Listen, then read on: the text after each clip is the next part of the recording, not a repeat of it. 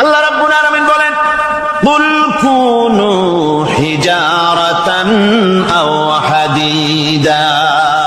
ও নবী শুনিয়ে দেন, তোমরা যদি মরে গিয়া মাটির সাথে মিশে গিয়া যদি পাথরও হয়ে যাও, আর যদি তোমরা লোহাও হয়ে যাও, তারপরেও আল্লাহ রাব্বুল আলামিন তোমাদেরকে জিন্দা করবেন, আবার তোমাদের উঠাবেন।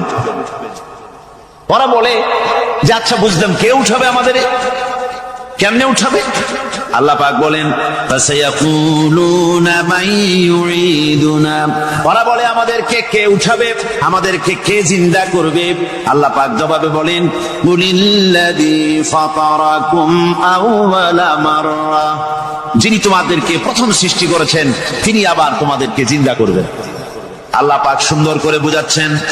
এই সব কথা শোনার পরে فَسَيُنْغِضُونَ إِلَيْكَ رُؤُوسَهُمْ وَيَقُولُونَ مَتَى هُوَ। এসব কথা শোনার পরে আল্লাহ বলেন, ওই কাফেরেরা মাথা ঝুলায় ঝুলায় বলে, আচ্ছা তা বুঝলাম। আল্লাহ বলেন, ওরা মাথা ঝুলায় আর বলে, আচ্ছা বুঝলাম, তবে কিয়ামত কবে সেই কিয়ামত অনুষ্ঠিত হবে? আল্লাহ বলেন, নবী শোনায় দাও, কুল আসা আইয়াকুনা করিবা। বেশি দেরি নাই, হতে পারে খুবই তাড়াতাড়ি।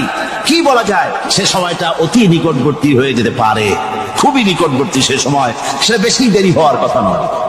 আল্লাহ পাক এবার মানুষকে যুক্তি দিয়ে বোঝাচ্ছেন। কোরআনে কারীম মানতে মানুষ অস্বীকার করলে আল্লাহ ডান্ডার ব্যবস্থা করেন নাই। নবীজিকে বলেছেন, ইন্নামা আনতা মুযাক্কিরুন লাস্তা আলাইহিম বিমুসাইতির। ও নবী, আপনি একজন উপদেশক, উপদেশ দিয়ে যান। আপনাকে দারোগা করে বানাই নাই লাঠি চার্জ করার জন্য, পিটায়া মানুষ হেদায়েত করার দরকার নেই। মানুষকে বুঝান, যুক্তি দিয়া বুঝান। আল্লাহ নিজে যুক্তি দিচ্ছেন। আনতুম আশাদ্দু খালকান আমিস সামাউ বানাহা। ওই কাফেরেরা, তোমরা যারা পরকালকে অস্বীকার করো, তোমাদেরকে উঠাইতে পারবো না যারা তোমরা বলছো, তোমাদেরকে সৃষ্টি করা কঠিন না ওই বিশাল আকাশটাকে সৃষ্টি করা কঠিন? ওই বিশাল আকাশটাই তো আমি আল্লাহ সৃষ্টি করেছি, জোরে কোন সুবহানাল্লাহ।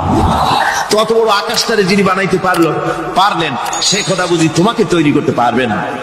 আল্লাহ পাক বলছেন, ফানজুর ইলা আসারি রাহমাতিল্লাহি কাইফা ইউহিল আরদা বা'দা মাউতিহা।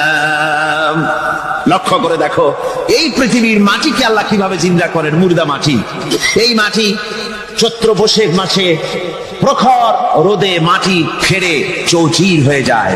এই ফেটে যাওয়া চৌচির মাটিতে আল্লাহ পাক বৃষ্টির পানি দিয়ে এই মাটিকে, এই মৃত্যু মাটিকে আল্লাহ